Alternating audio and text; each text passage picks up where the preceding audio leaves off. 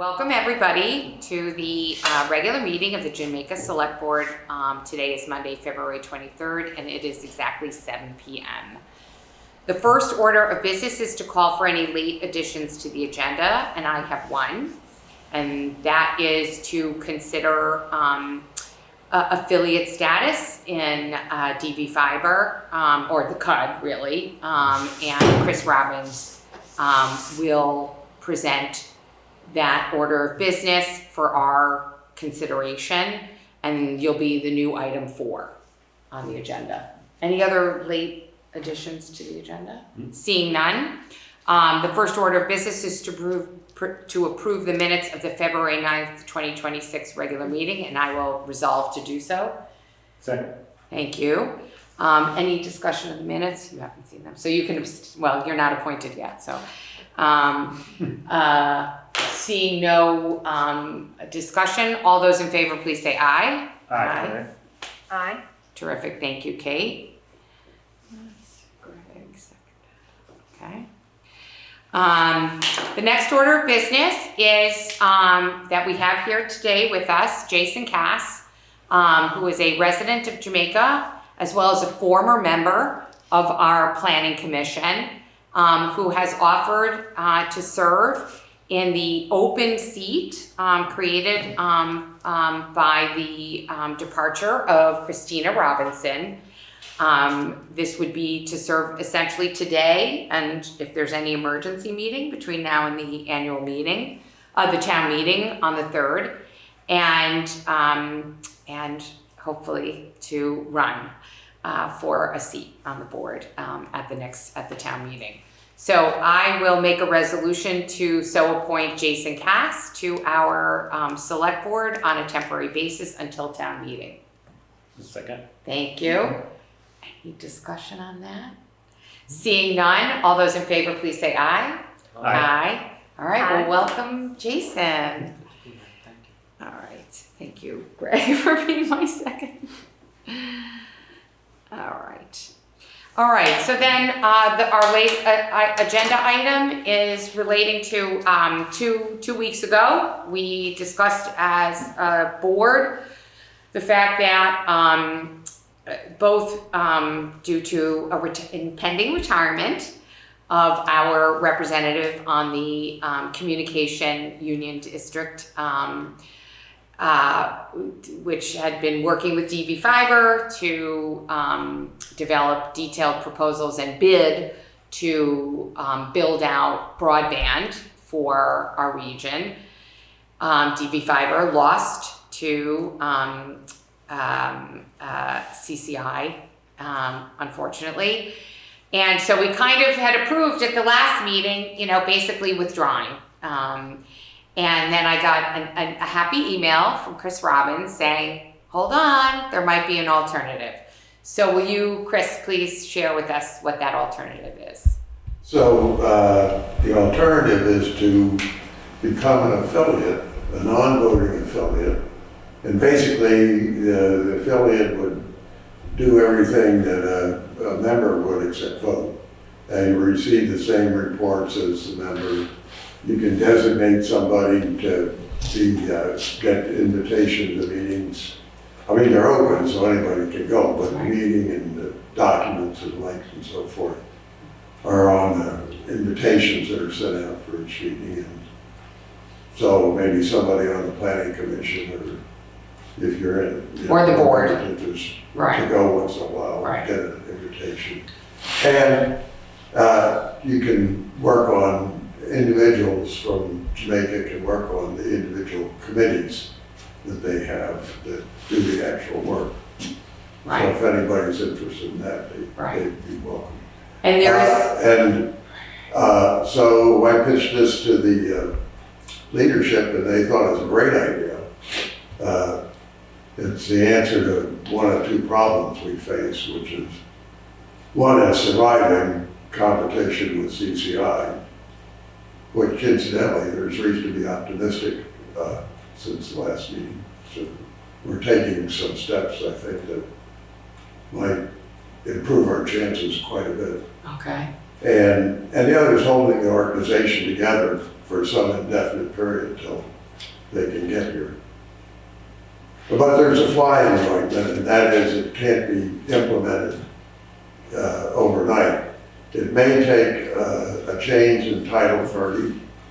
Okay. I wouldn't have thought so, but Someone does? the lady who's been in the legislature for a long time thinks it might, so Okay. we gotta defer to her. And, in any event, it'll take a bylaw change and a legal review, so it's gonna take some time no matter what.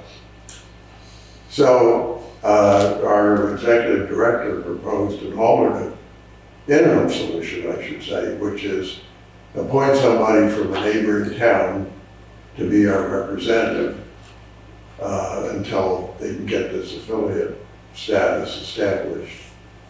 That sounds a little weird, but the Northeast Kingdom does it all the time. They have like 70 towns, and rather than have, cast of 70 representatives? Right. Representatives represent several towns, so Okay. it's not that weird. And if you go for it, I would suggest either David Cherry from Wyndham or Andy Snelling from Townsend or James Hamilton from Wardsboro. And I'll recruit somebody unless you have a drummer. I'll get one of them to do it. Well, what would you do? You'll kind of reach out to the three of them and see who bites kind of thing? Or, So I'm just asking. right. Yeah, Because they're all three towns sound pretty comparable to Jamaica, and Yeah. so, at this point, the votes really aren't town specific. I mean, they're right. got to do with approving budgets and plans and stuff, but not who gets what first at this point. Right, who gets the last mile and who doesn't? Right, exactly. And in any event, if it blows up in our face, you can always revoke it. Right.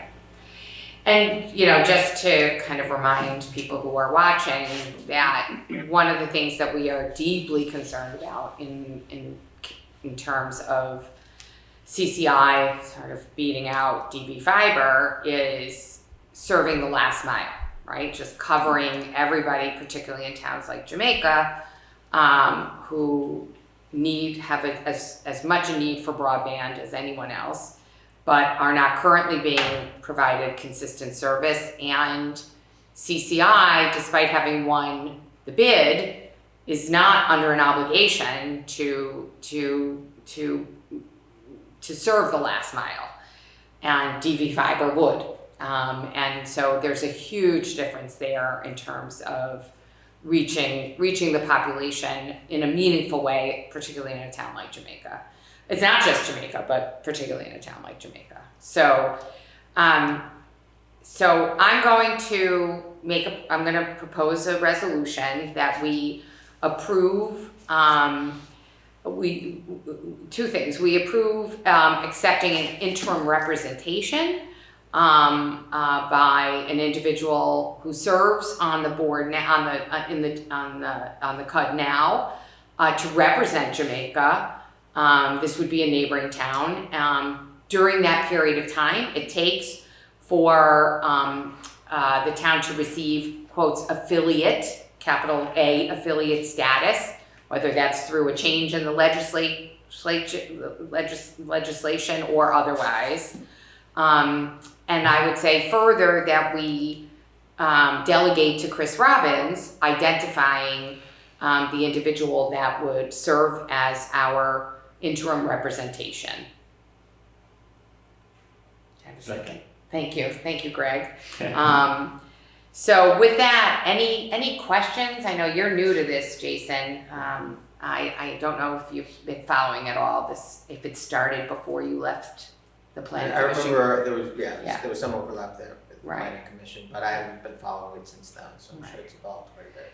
It has, but the basic structure is still there. I mean, it's an enormous amount of work was accomplished, and I don't know. I was kind of surprised. I don't know why I was surprised that CCI won, but I just was. I was kind of taken aback by it, and so there was a real poking of the balloon Yeah, so I when Chris emailed me, I was like, oh, really?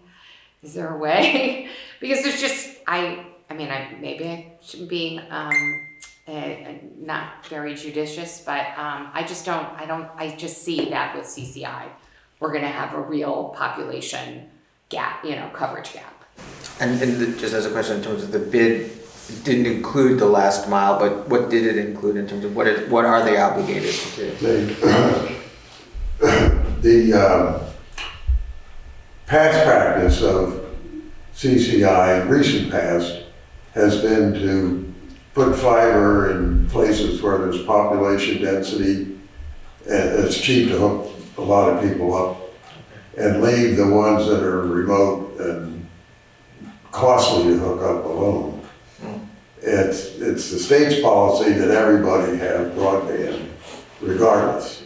Right. And so there's going to, what are you going to do? But DV fiber was before under the IIJA Act, the selection criteria for this grant that was going to let us build out the rest of the Wyndham region required that we serve everybody, period. And that was changed at the last minute there was all sorts of selection criteria that made us commit to that. And all that was done for initial cost. And CCI, as low bidder, won, and they bid under us significantly. Right, it wasn't even, So 2.5% or something like that. It was a material difference. Because they can. maybe, well, the state's gonna, if they do what they've done in the past, the state's gonna be left with the same problem. We don't have broadband coverage for everybody. And maybe the next administration will see fit to go back to funding community broadband efforts. Or That's part of if not, the change in administration. we will have to go to the bond market and raise capital. Right. Which if they succeed in competing in the Deer Valley, where they're gonna compete with CCI now, if that's successful, we'll probably be able to do it, but it's gonna be a much slower program. Right. All right. Any other questions or discussion? Seeing none, I'll call the vote. All those in favor, please say aye. Aye. Aye. Aye.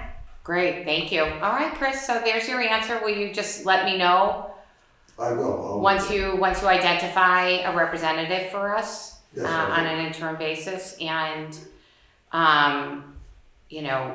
when it's time for us to have someone, who tries, is going to do their best to find time to listen to meetings, we can discuss that, but yeah. Okay, I will. All right, thank you. Thank you for keeping the hope alive. All right, the next order of business relates to Jamaica Village School. Basically simultaneously with our last meeting, the board of the West River Unified Education District did in fact vote to ask the Town of Jamaica to hold a vote whether or not to close the Jamaica Village School. The date they chose was April 8th. We've kind of gone over in some detail the background, what the status is. Jason, for your benefit, there's an enormous amount of information on that website, including the budget that has been voted upon, which reflects Jamaica Village School as having been closed. It does also kind of articulate the savings to the budget in avoiding the cost of keeping the building running next year. And a lot of other scenarios. And a lot of other scenarios. Way to do a Yes. comparison, so to speak, of what works, what doesn't work, what works better, whatever. Sure, and this is the West River Unified Education District, Their website, yes, yeah. So we have just kind of some orders of business there.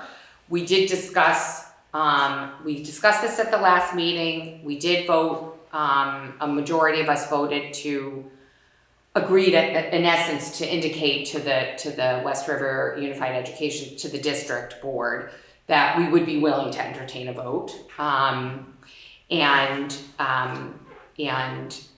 But that we actually voted that on the same day they actually formally resolved to ask us to vote. So I don't know if they knew that we were going to vote that way or what, but it just so happened. It's a painful, the whole topic is obviously very painful, and I'm not going to cover everything we've already covered. What I did want to do though is, in order for us to hold the vote on April 8th, as well as be able to warn an information session, which there's been a very high level of interest and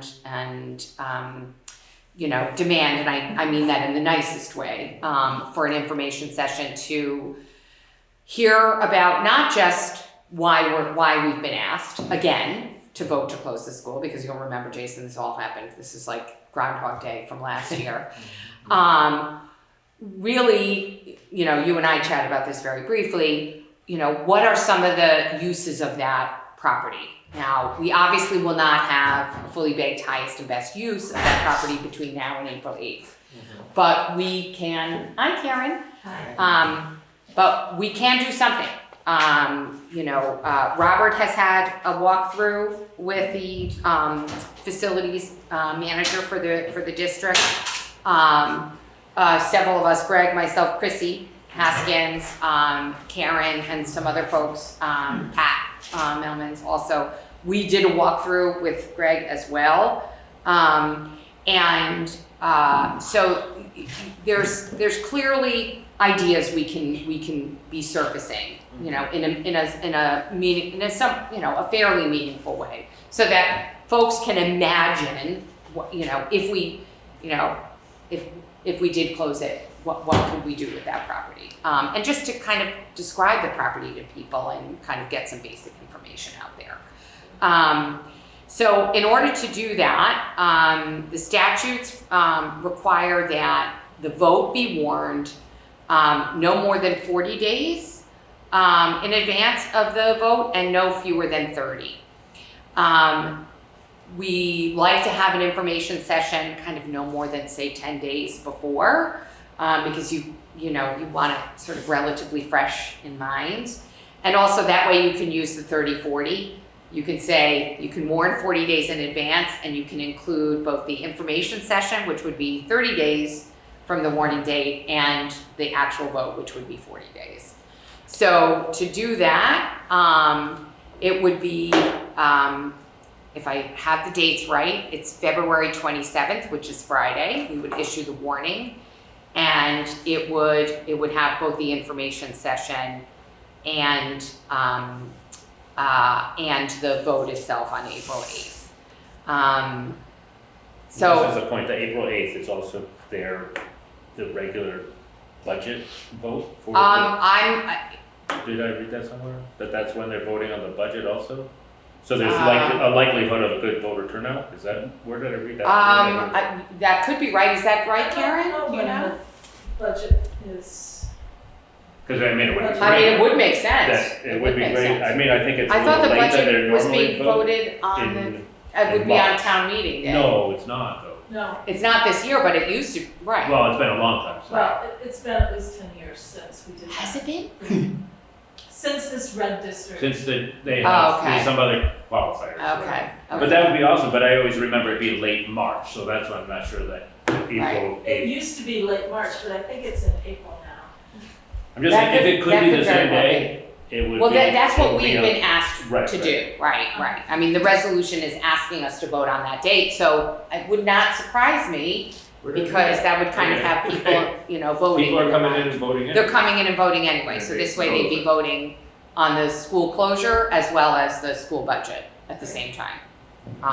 And the It does timing- make sense. And the timing is good too, because it goes out on the 27th, and town meeting, you can talk about the fact that it went out, and, because people are gonna Right. probably talk about it at town meeting, but you could say, we're is gonna talk not- about it at Right, this time. right. which we set that. Right, and we would warn the information session, so it would be out there and people would understand that they'll have an opportunity to hear some more about it. But yes, I agree. I would think that in public comment, people are gonna be, discussing it. I'm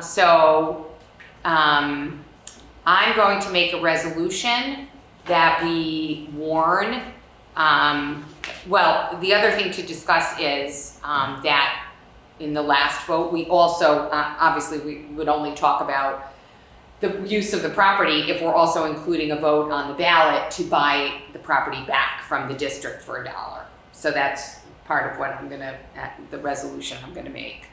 And then the last item of business, and we can discuss it a little bit more after I make the resolution, is a subcommittee of the select board to kind of do some advance work for the information session.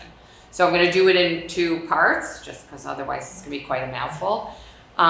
So I'm gonna first make a resolution that we issue a warning to the citizens of the town of Jamaica on February 27th for a vote whether or not to close the Jamaica Village School, utilizing the language that was issued by the West River Unified Education District.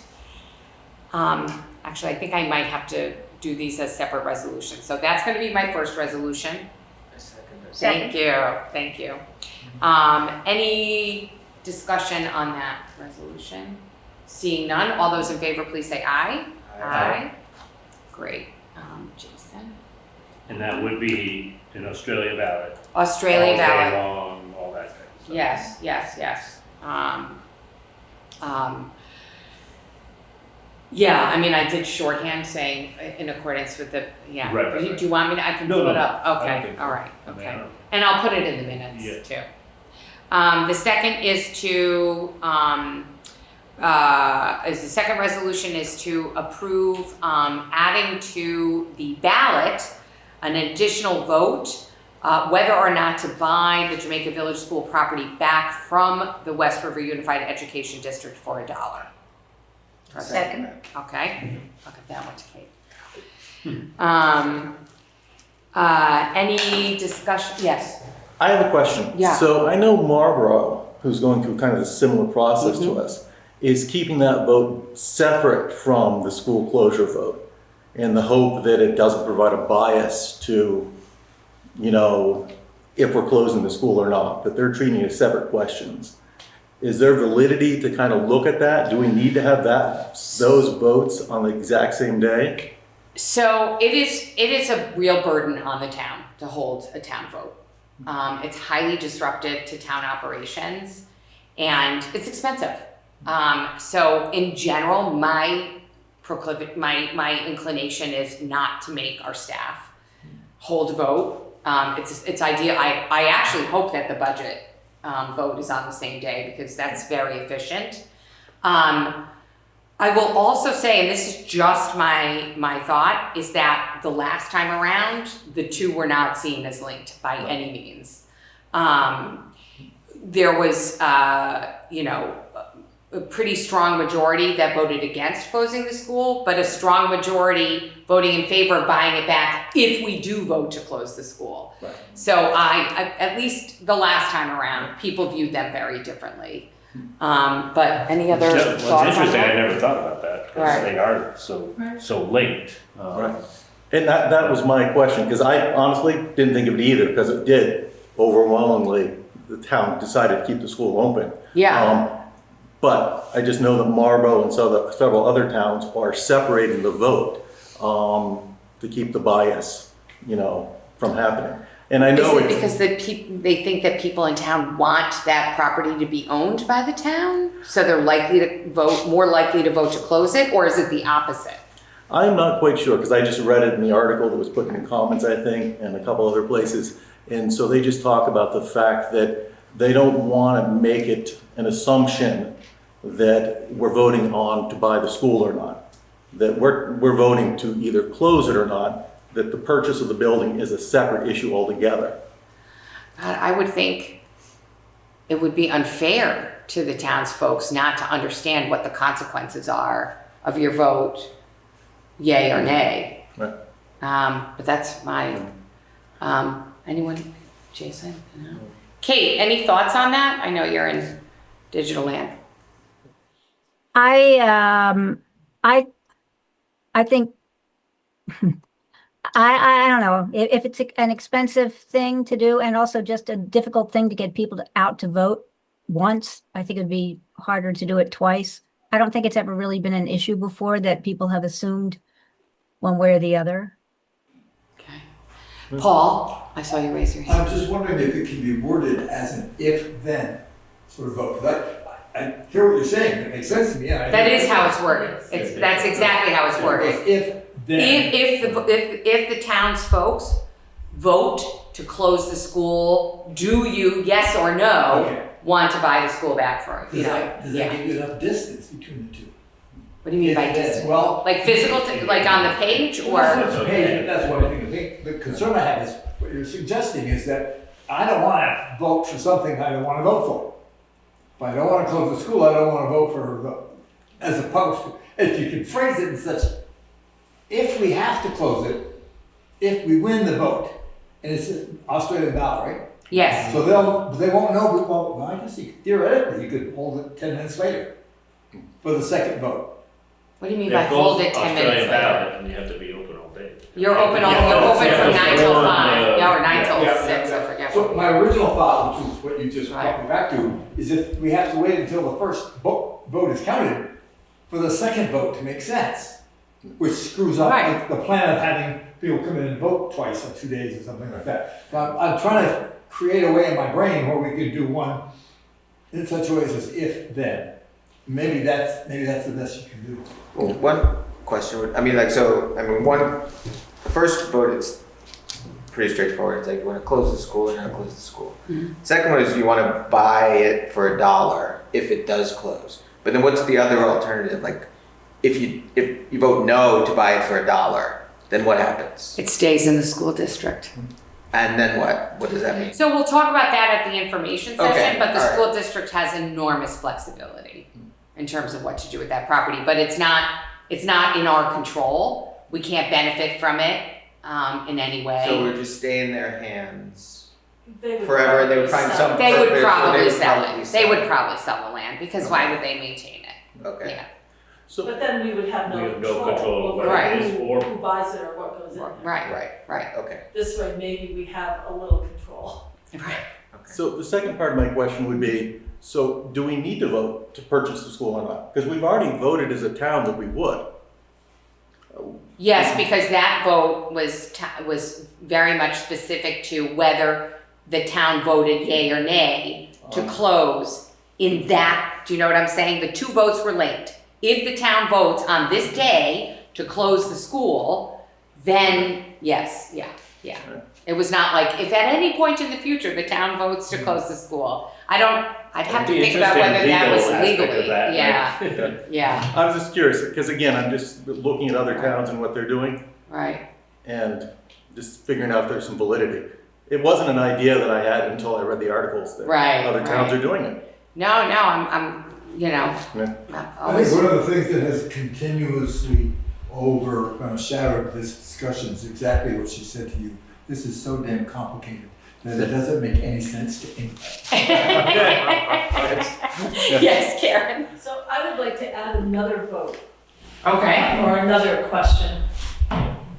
Would the town of Jamaica like to have school choice for high school students?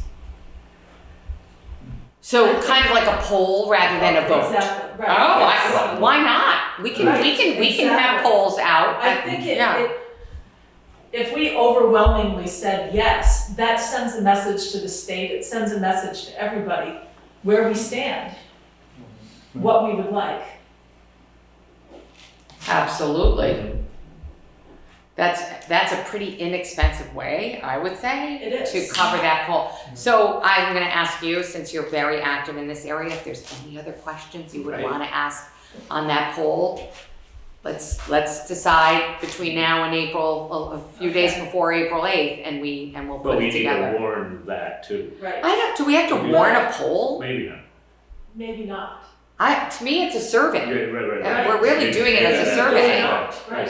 It's in essence a petition. Sure. I mean, we could phrase it, can we talk, can you and I Yeah, just yeah, chat I about think that that's good. after? And maybe the committee kind of. Comes up. Yes, Right, yes. right. Okay. We probably have to be pretty clear that it's, That it's just a petition or a poll, Right, that it's right. not a formal vote. I think, people are pretty smart. I think if if it's a separate process here, but in the town office, I think folks could appreciate that. But it's good to get ahead of that, Kate. Thank you. I think that's. I think it would be more clear actually if there were more questions. It would make more sense Right. that it is a poll It would. and Right. that it doesn't go with the other two votes. Exactly. Yeah. Yeah, excellent. All right, so we've had discussion on that resolution, we have not voted. So, does anybody need me to repeat that? That was on the second to add to the ballot, the additional vote to whether or not to buy back the Jamaica Village School property for $1. So, seeing no further discussion, all those in favor, please say aye. Aye. Aye. All right, terrific. That was unanimous. All right, the last is, I think it was Karen. Karen, you came to me with this idea, right? Who came to me with the idea for the committee? I have said it before, but it was Right. Robert who brought it to Oh, our okay, attention. thank you, Robert, because you also voted to be a member, right? Or you volunteered? I volunteered You did definitely to be a volunteer. member. All right, to be a victim. So, I'm gonna make a resolution and then we can talk about it. I'm gonna resolve that, the, select board, approve the forming of a subcommittee of the select board, comprised, I'm gonna say, and we can discuss it, of, members of the select board, potentially members of the planning commission, and other citizens or non-citizens with direct expertise. I can say I've asked one citizen of the town of Jamaica who is an engineer, a municipal engineer.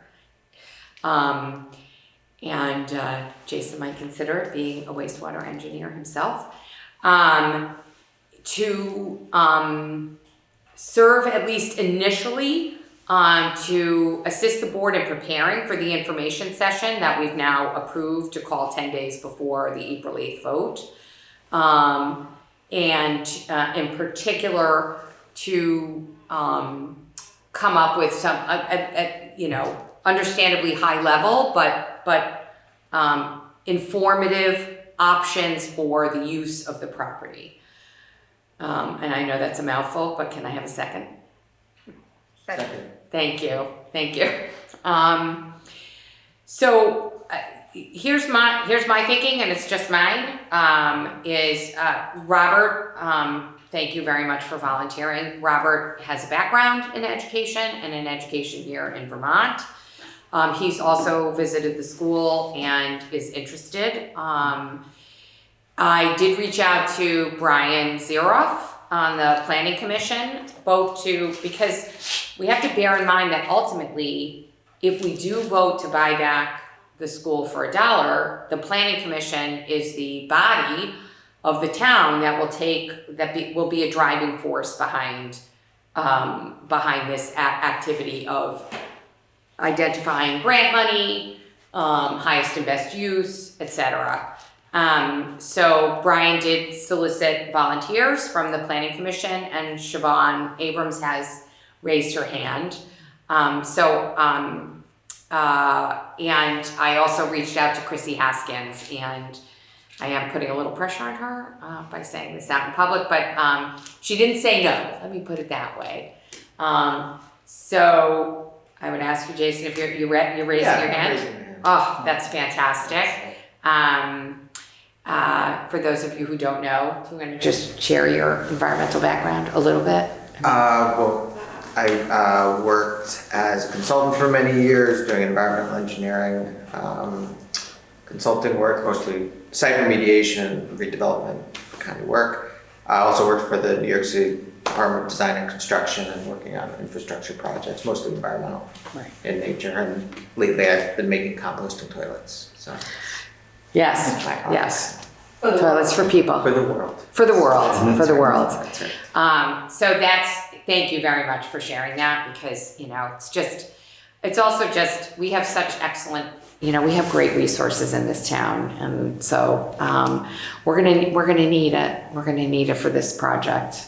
Yeah. One concern that sort of harkens back to what you were saying in terms of like, you don't want to have, like some people are going to be voting yes to keep the school open, some people are voting no. And I think the vote to buy the school back for $1, it sounds to me like a little bit like an insurance policy of sorts. Like you could be in favor of keeping the school open, but if worse came to worse, you have this insurance policy and you buy it for $1 and make some use out of it that's beneficial. Right.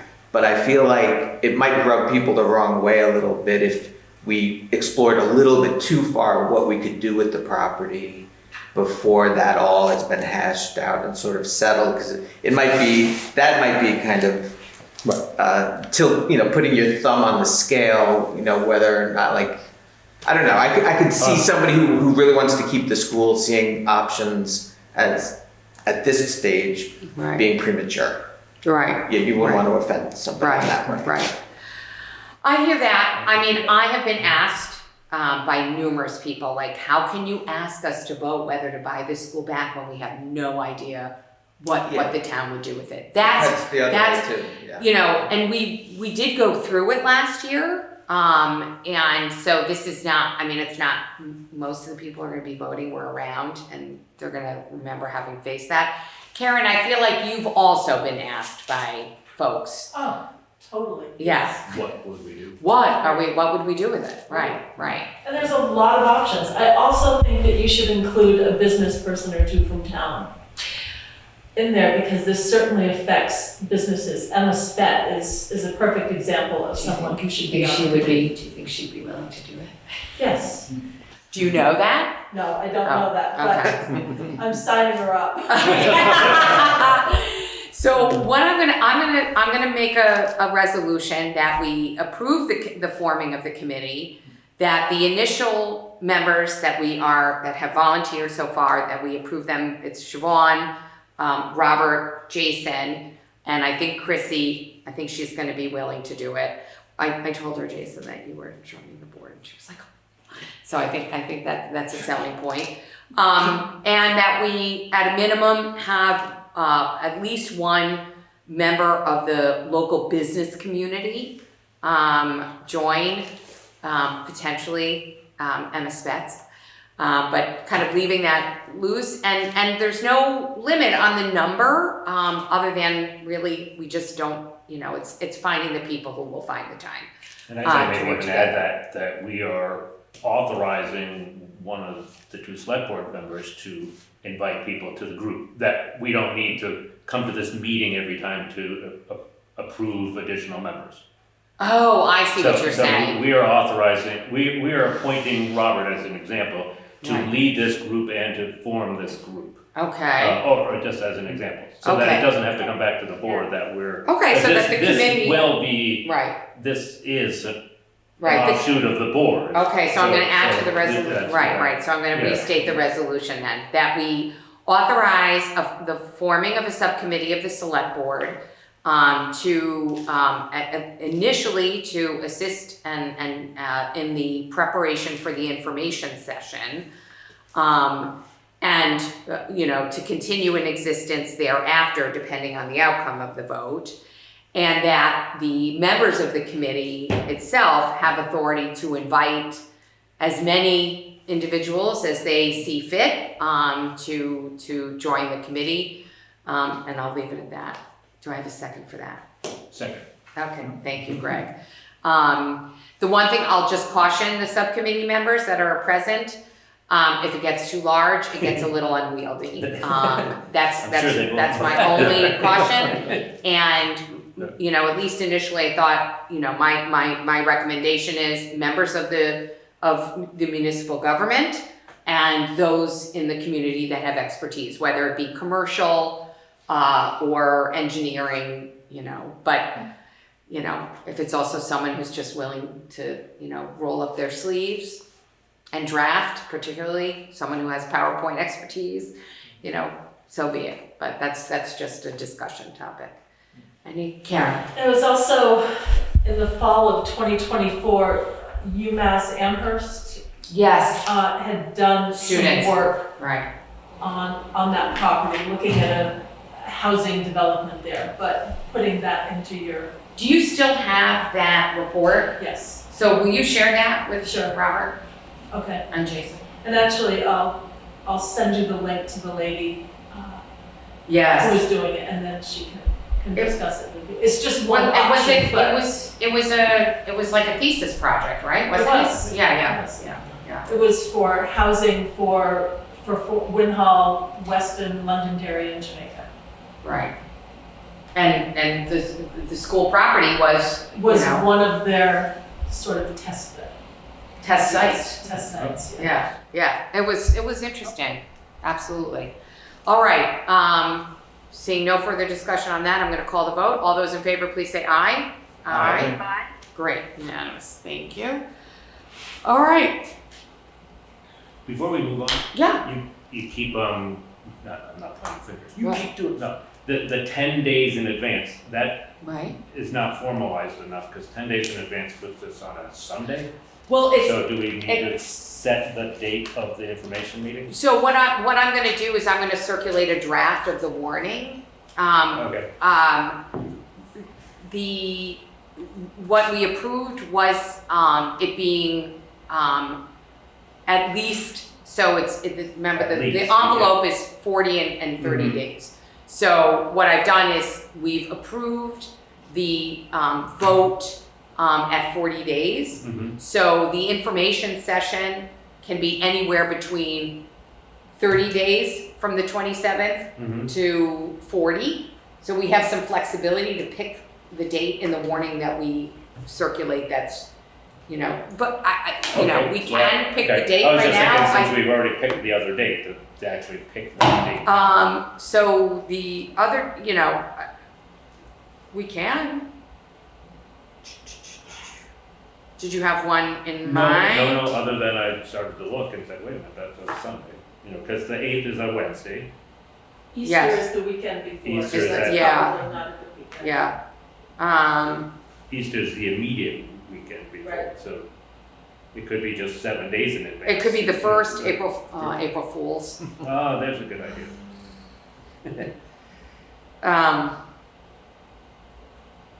That's Passover. I think. I was just thinking that. Isn't that Passover? What about, it could be Monday or Tuesday, the 30th or the 31st. Mhm. And the 30th is a meeting. No, it's not. Whose meeting? No, it's I not. don't- It's not. It's not. Sorry, that was my mistake. The meetings are the 9th and the 23rd. So the 30th? 30th? Okay. I will make a resolution that the information session will be held on the 30th of March. At 7 o'clock? 7 o'clock. Do we want to do 7, Karen? Is it too late or do we want to do earlier? Time will have changed by then. Time changes in It's light 2 or out. 3 weeks. I know. I don't know.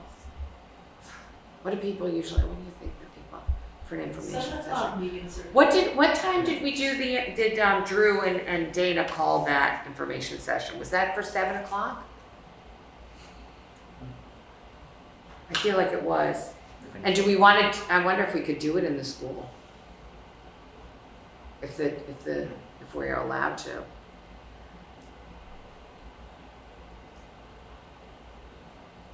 I was gonna call it for here, which is where we're gonna have the vote. But, When was the meeting for the school? I did not see that on my calendar. So Tuesday, wasn't it? It was a It was Tuesday. the 27th, 7 o'clock. It was 7, right? Yeah, it was, Yeah, it was 7. Okay, Which day, which day? the 30th, Monday the March. 30th of March. 30th. Yeah, That's, at 7.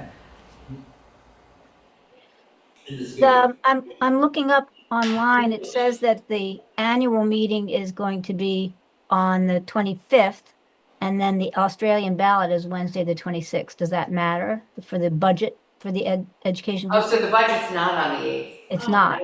Yeah, no. Karen, Kate just looked it up, yeah. Yeah. No, I don't, the two were separate. I think the information session coming after the vote actually is good. Makes more sense. Yeah, it makes more sense. Sounds It is, good. it's important information for folks who are voting. So I'll make that resolution to be on the 30th at 7 PM here at the town office. Okay, second? All right, any further discussion? Seeing none, all those in favor, please say aye. Aye. Aye. All right, And what day was it that the vote is, the Australian ballot on the 26th? it's on the 8th. Wednesday, Oh, you mean for the budget? Yeah. Kate, sorry, go ahead again. Wednesday, the 26th. The annual meeting's the prior night. So Of Wednesday, April or March? March. Wednesday is the 25th. Right. Wednesday, it says Wednesday, the 26th. Not this year. Hold on. Yeah, that's what it says. Oh, that sounds like something I would do. Oh, you know what? I am so sorry. This is last year. Oh, Okay, I That's wasn't last year. finding it 20. on there. So I what, put in 2026 when I Googled it, but sorry. Okay. Kate, do you want to take a second since you're on your computer and see what it is this year? If it's the 8th? I'm trying. I put in 2026 and that's what came. Yeah. Okay, I worded it different ways, but that's that's I what, wasn't maybe I'll finding it go either. to their website. you weren't finding it either. Okay, it's a mystery. You don't have it. Anything else, Greg, on that? I do not have it. Okay, all right, thank you. The next order of business is really just to raise this as a discussion point. I'll come back. So as some of you may be aware, there are quite a few false alarms that our volunteer fire department has to respond to every year. There's some statistics which I'll get from the treasurer of the fire department, who's actually enjoying a well-deserved vacation right now. So at a recent such event, it came up, and as often happens in small towns, it was a discussion that involved my husband, who's a member of the volunteer fire department. And so he said, and so I did a little looking at it. This is not the first time this issue has come up within the fire department as an issue. It's an expense, and every time a false alarm goes off, you can have half a dozen members of the fire department going to the firehouse, and automatic alarms are critical and they are life-saving devices. But many towns, including those that surround ours, have ordinances that require not too much, but a bit. If you are going to have an automatic fire alarm, you must register with the town. So the town keeps your basic information. That under certain circumstances, a fine can be imposed, particularly in the event of repeated fire alarms without action being taken. I can say one neighboring town allows the select board to impose up to $500 fines. It's important. Another issue that was raised to me by a former chair of the select board, who is also a critical member of our volunteer fire department, was that our fire department is an independent entity. It's an independent nonprofit entity. It owns its equipment, it owns its building, it owns its property. It has its own leadership. It builds a budget every year, and it seeks an appropriation from the town, which it receives. and it provides services to the town on a contractual basis. That is a structure that nobody wants to in any way put at risk. It works very well both for the fire department itself and for the town. So I did do research to make sure that the passing of an ordinance by the town to require registration, and in fact, giving the ability of the select board to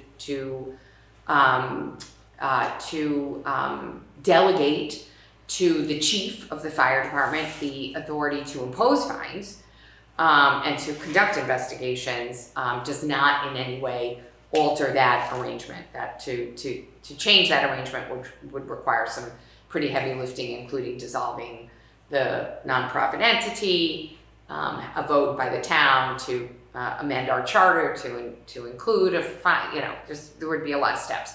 So just the passing of the ordinance would not put that at risk. What I would do is kind of bring to the board an outline of what would be covered in the ordinance. I'll also circulate, in fact, I don't know if I did that already, circulate some neighboring town ordinances so you can see. Some of them, Winhall is very long. Wardsboro is nice and concise. We're like 7 pages. So we can take a look at what is and isn't covered. And that would be, coincident with our relook at the sign ordinance, which is also happening. So we could kind of get ourselves in ordinance mode, do some some hygiene, apply some hygiene to our ordinances. So that's really it. If anybody has any questions or, yes, Paul. Harkening back, Yeah? because this has been discussed in the past. Okay. Usually we stumble on the issue of the municipality mandating/authorizing a private entity to charge as a fine. And you, being a member of the bar, have a better sense of this than we did at the time, because we were trying to juggle all this stuff and ended up throwing hands up. So the select board does have the authority to delegate to the fire chief certain responsibilities in addition to those which the fire chief is already ascribed by statute, right? So the fire chief of a volunteer fire department, which provides services under contract, is still a fire warden. And a fire warden has pretty broad powers under statute, but they are emergency-based powers. I'm going to sharpen my pencil. Do we still have, do we not have a fire warden independent of the fire chief? Not that I'm aware of. Well, there are, the term fire warden in the statutes is a very specific term. Yes. And it is the person who has authority to address emergencies, fire and life emergencies on behalf of the town. And that can be someone who's actually a member of staff of the town, or it can be the fire chief of a volunteer independent nonprofit organization that provides fire services to the town under a contract. And that individual would be appointed by the select board as the fire warden. It doesn't have, no, it's the fire, you mean, like in the list of folks that we appoint at the meeting after the select board meeting? That I don't know. I was focusing on what does the statute provide. Sure. Yeah.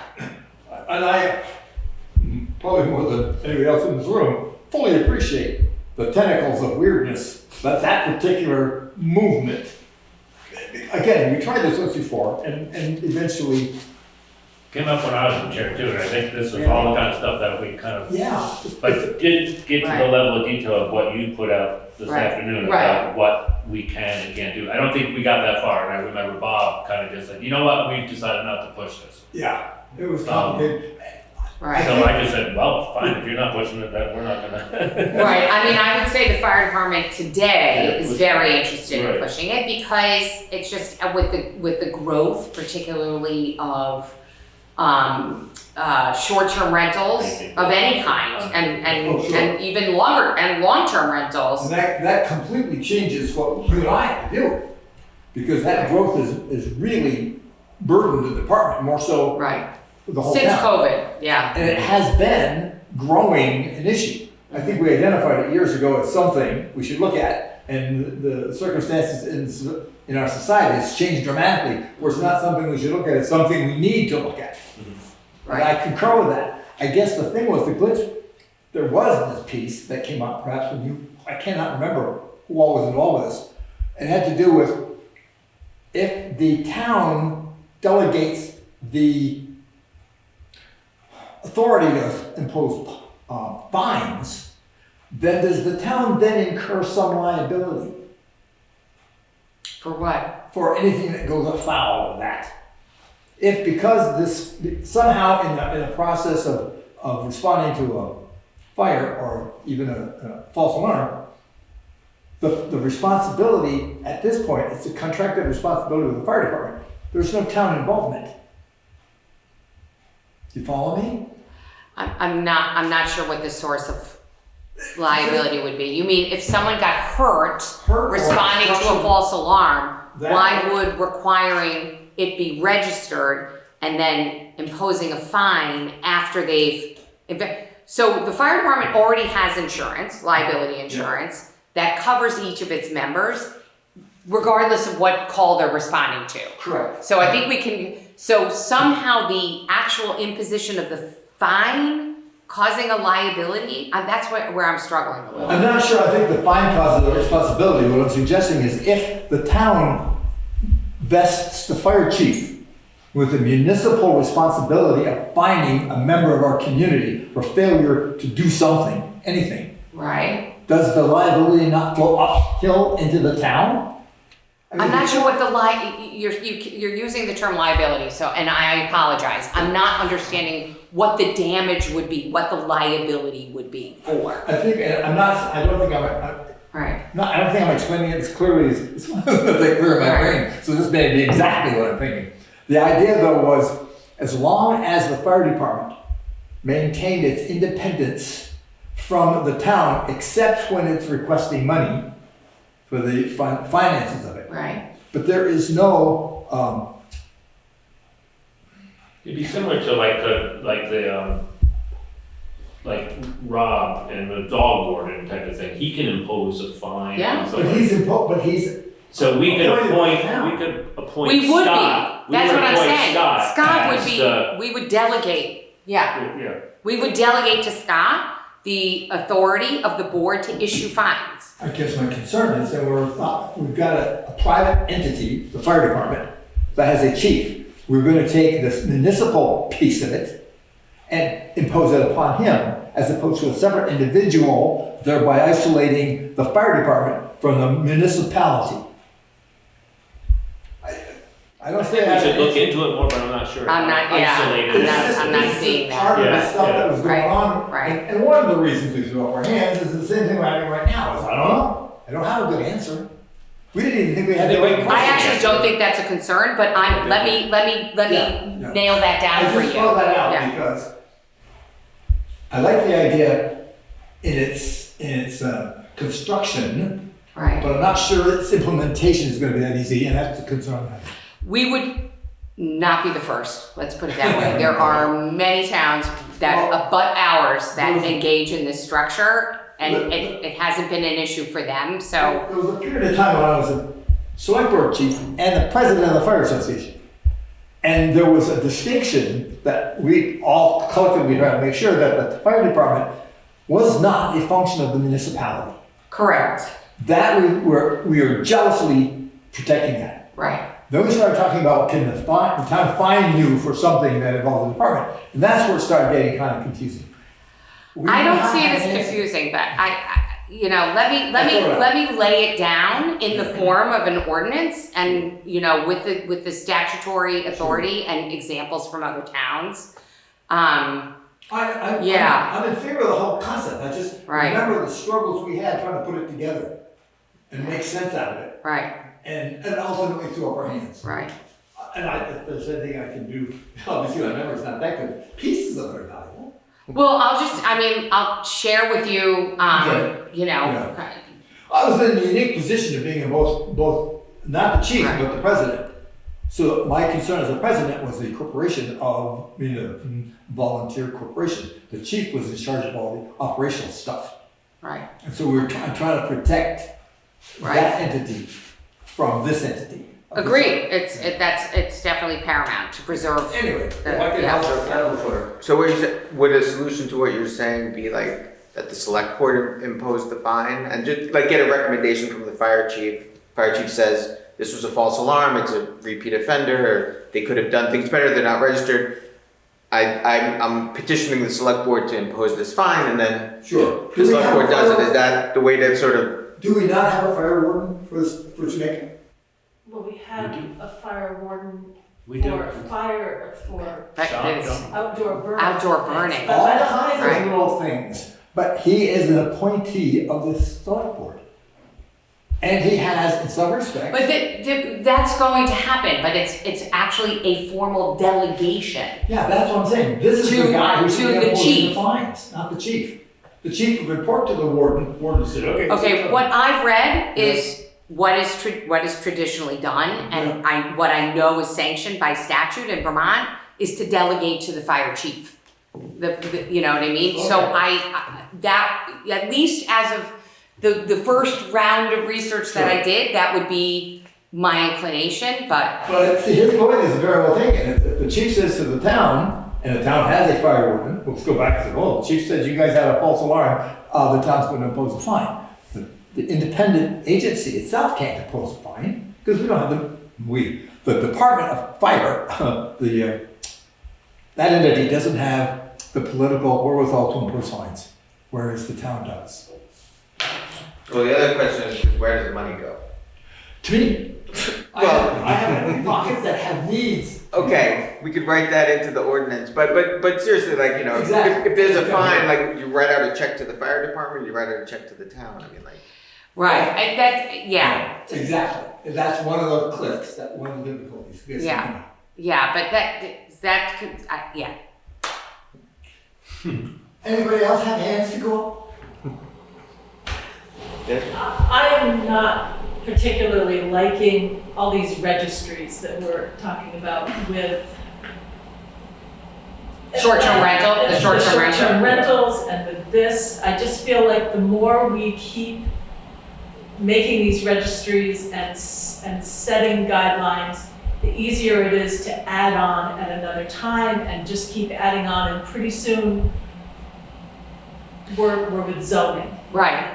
So bear in mind, both of those relate to unreasonable burdens on our volunteer fire department. And I get that. Yes. I totally get that. I just want us to be very careful, because once we start getting these rules, it's very easy to say, well, we already have this. Now let's add this onto it, and now let's add that onto it. So we have to That's keep all. that in mind. I mean, Jamaica of all towns is so not interested in knowing your business, you know what I'm saying? So absolutely, I get it. but the number, if you saw the number of false alarms that get addressed by our, you know, and there's such a resurgence and revitalization of the fire department. I really want to, as a board, listen to their needs, because I want to encourage their continued growth. And if, you know, having to schlep to a house 3-4 times in a row for, you know, it's just not appropriate. And this is a mechanism to drive behavior. Do you know what I'm saying? So, I totally Right. get that. Yeah. I just want us to be very careful, that's Right. all. yeah, no, and understood. And if it weren't in this particular area serving, you know, emergency needs, I would agree. Like if it was just, you know, like, I don't know what. I don't even want to think about what it might be other than that. Any other thoughts on that? Great, thank you. I've got one, this is a weird, procedural order. I want to come back to the previous one after Yeah. finding some more information. Kate and I both found some additional information that conflicts with what we voted on for our dates. Oh, please. And I'm reading something here in the Brattleboro Reformer that was written by Chris Mays. Thank you, Chris, who's in our meeting here. The school board is having their informational meeting on March 30th at 7 p.m. Okay. Their Thank you. annual meeting is on this 7th of April, and not stated in here, but we would assume that the actual Australian ballot would be on the 8th. It is. So, Drew Hazelton just got back to me on Okay, that. so it is what you were saying. So is that's, they Right. asked us to do it on the 8th Eighth, because, right. so we just need to So change they our vote the- informational meeting. Right, so, instead of Monday, do we wanna do it Tuesday? Right, so Tuesday would be, March 31st. And makes sense, short of the fact that, Wait, other is that than the there's first time two Passover? school-related informational meetings 2 different nights in a row, but that's, maybe we just get over that. Okay.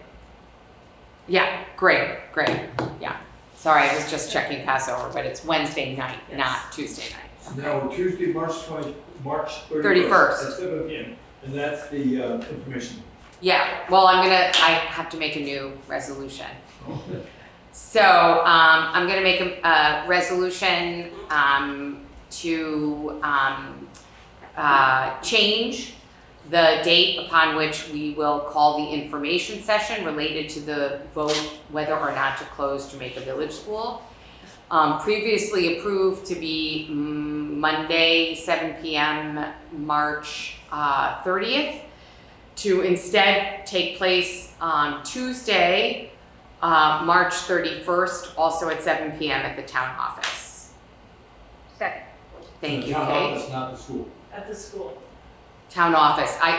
Can we do it at the school? I don't know if we can do it at I the school. thought you were talking about. I thought about it and then I was like, I don't know if we can. Okay. You know what I mean? We'd have to Town ask. office. Hmm? So we'll The just say town office, yeah.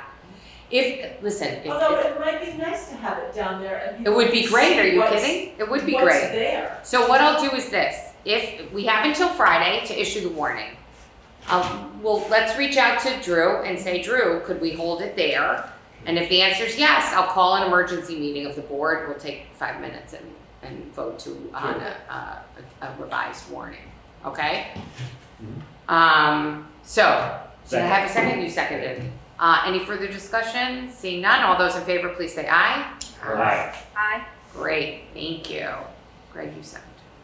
Yeah, that- Okay, great. So very quickly, just an update on the FEMA buyout of the Lads property, which is at 2165 Vermont Route 100.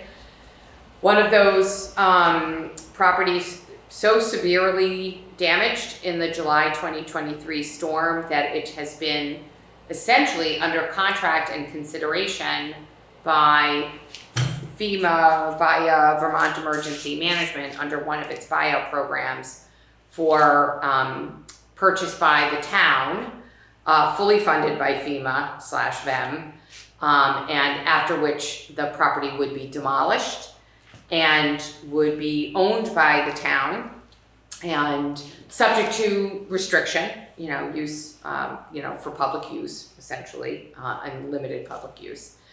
And we had previously abated the taxes for that property. It's not livable.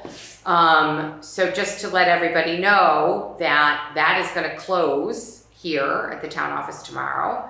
And very shortly after that, you'll see requests for proposals to undertake the demolition, just as we had to do with respect to the Sugar House on Route 30, the corner right across from the fire department. Yes, Did you give the address again?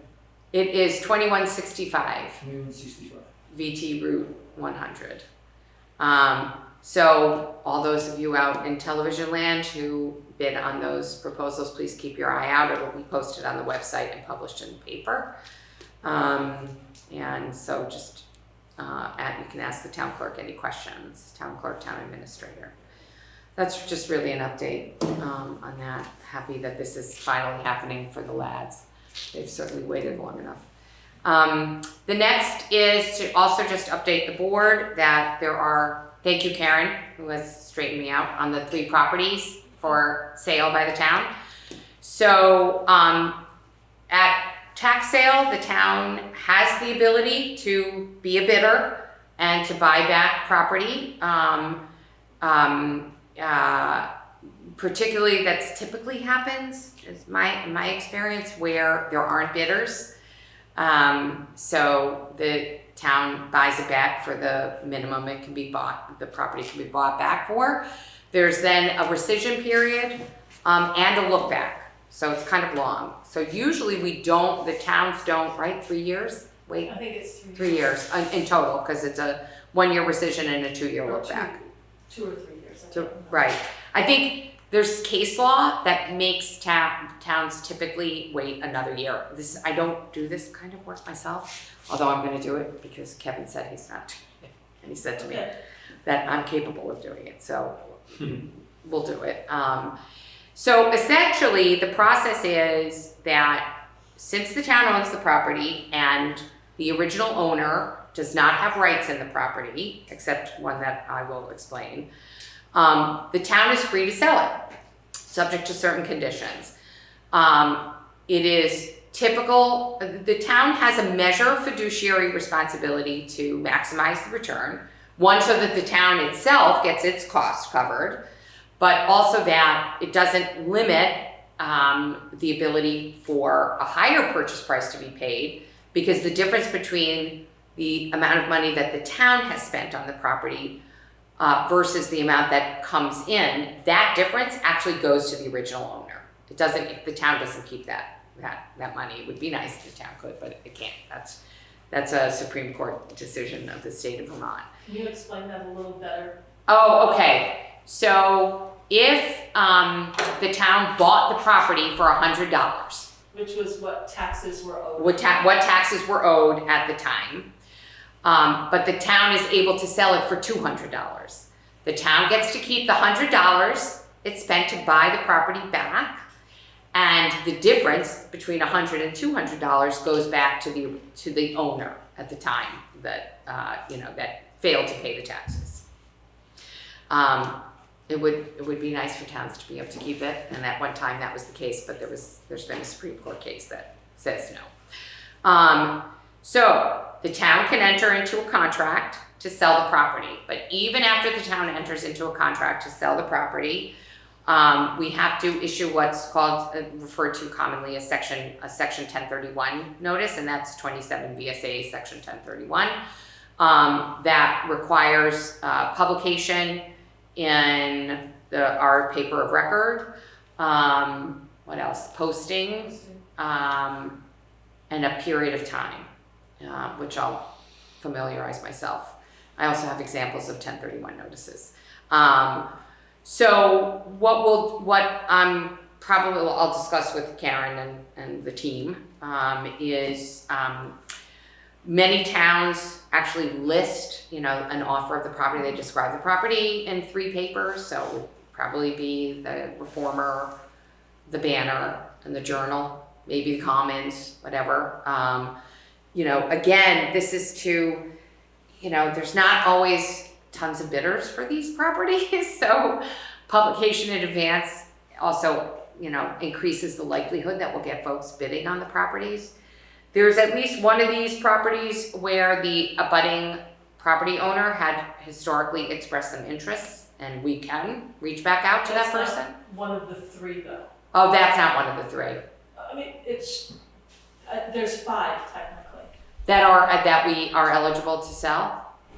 Why did I think there was? I didn't bring my list in with Okay. me, but there's the one on Dalewood is Right. 2 separate properties together. Right. So it's like 4 acres, and one of them is 2.5, and the other is Right. Is 1. But one is landlocked, right? That's another one. Oh, that's a separate one. All right. Well, I'll come back to the board I sent with the you details. the Excel The Excel spreadsheet. file, but I thought in your email you said there were only 3 that we were eligible to sell. Oh, no? There are 5. There are 5. There are 5. So we'll list them all. Mhm. Terrific. Terrific. The landlocked one concerns me because there's a statute that prevents folks We've from had it selling for so landlocked long, parcels. and we cannot sell it to just anybody unless you have a right of way to get to it. Right, exactly. But this abutting landowner has expressed interest in purchasing it, So, which would get it off of the town-owned properties. And Right. a little bit for taxes would be paid each year on it at least. Right. It's definitely better for the town Yes. because we recover the purchase price and then thereafter it's on the grand list. So anyway, that's really more in the nature of an update, so everybody is aware that that's coming down the pike. Do we need to approve that? It says approved. Do we need to make a motion that we? You know what? approve I did write it as an approval. I would have to be more detailed. I have to give you the list of actual properties. Okay. So I think I just, This I is should have just, informational and then next this was meeting more we actually informational. have Yeah, exactly, because I would come back to the board with the actual form of, the advertisement. And then I would come back to the board with the actual offers, so approve the offers, and then after that, the approval of the 1031 notice. So it's a little bit of we're gonna have to minute all of those steps, so. It would be great if we could do this before April 1st, and that way it can be on this next year's tax roll, or tax. Oh, to close these before April 1? I don't know that we can. but- It's a little tight, yeah, it's tight, but let's try. Let's try. So Karen and I will work together to nail down a description This That's- would be great. suitable to publish. And what I'll do is I'll circulate that to everyone. Look, if we need to call an if we want to get this in the paper, we'll hold an emergency meeting on that one, vote, a special meeting, okay? Terrific, so Jason, you may have a special meeting. Yes. So thank you, Greg. The next is, Greg's got the overweight permits. Yeah. Next order of business is approving the overweight permits. So we have 3 of them here. I will make the initial motion to approve the overweight permit for Lind well drilling. And we have their, We've got their, I'm gonna, Sarah signed on these and I have confidence that she's received the money. Yeah, received. And that Yeah, I see there's it. also, Yeah. that they've also provided their insurance. okay. So did you make a motion? I did. Second. All right, all those in favor, please say aye. Aye. Kate too, right? All right, second one, I will make a motion to approve the overweight permit for David Chase excavating. Second. Okay, any? Chaves, right? Chaves, yeah. Chaves. Yeah. I will call the vote. All those in favor, please say aye. Aye. Okay, And the third one, I will make a motion to approve the overweight permit for Law Family Companies Incorporated. second. Any questions? Seeing no discussion, all those in favor, please say aye. Unanimous. Aye. I just said unanimous before I heard the vote. Do you think that was a little, all those in favor said aye? Aye. Great, thank you. Okay, the next order of business is to approve the timesheets for the town office staff, the listers, our highway crew, and our transfer station attendant. Can I have a second? Second. Any discussion of those? Seeing none, all those in favor, please say aye. Aye. The next is to, after review, approve the pay orders / warrants of the town. Seeing no discussion, all those in favor, please Second. say aye. Oh, second? Aye. Yeah, do you think I'm rushing? Thank you. Aye. Aye, unanimous, thank you. Both seconded and unanimous, seconded by Greg. Thank you. So, public concerns. Karen, anything else? Yes, I do, I have a couple Please. things. One, I talked to you about hours for the town office. Yes. And how Tom has expanded the hours, which is great, Right. 7:30 to 4:30, but on the days that he is not here, those hours aren't covered. So I would like you folks to somehow figure out how to do that. And hopefully we haven't had too many people who have come during those expanded hours and been a little disappointed. But anyway, that's one thing. Tuesday, the 24th, what day, we're on Monday. Tuesday, the 24th, are things happening in the town, in the Memorial Library at 6 o'clock, anime and manga lovers ages 10 to 18. Wednesday night social, crafters, and we also have Jamaica Historical Foundation meeting at 7 o'clock here in this building. Thursday, Jamaica Run and Walk Club at 5:30 right across the street. Friday is bingo, 6 o'clock at the Masonic Hall. Jill Sachs is live at 6 o'clock at River and Rye. And Sunday, yoga with Jill at 9 o'clock at the Town Hall. Stitching Circle at 5 o'clock at River and Rye. So gather, stitch, and share stories. So knitting and crocheting and things like that. Needle pointing, And needle pointing. for those of us in the needle. And meet the candidates night, which is 6 o'clock on Sunday, March 1st, here at this Here. town office. You said 6 o'clock? Yes. And just for anyone out there, if you didn't catch that, and there was something that was interesting to you, it's on, you can go to our website, the calendar is updated, so just. And it's on the Jamaica Facebook page. And it's on the Jamaica Facebook page and the Jamaica Community Arts Yes. page, yes. So look at all of them, Meet the candidates on thank Sunday. you. Sunday the 1st, yes. And town meeting is, March 3rd, coming up during 10 And- a.m. Week I'm from very tomorrow. thankful that we have these 2 new select board members. So Yes, thank you. yes. Both of whom, at least last I checked, were agreeing to run for seats. 6 p.m. Yay. Yay! Yay. Although Jason, I guess I did say you could take today to decide. No, I'm just kidding. Kidding. All right. I'll make a motion to adjourn if there's nothing else. Second. Oh, you seconded. All those in favor, please say aye. Aye. Great, thank you.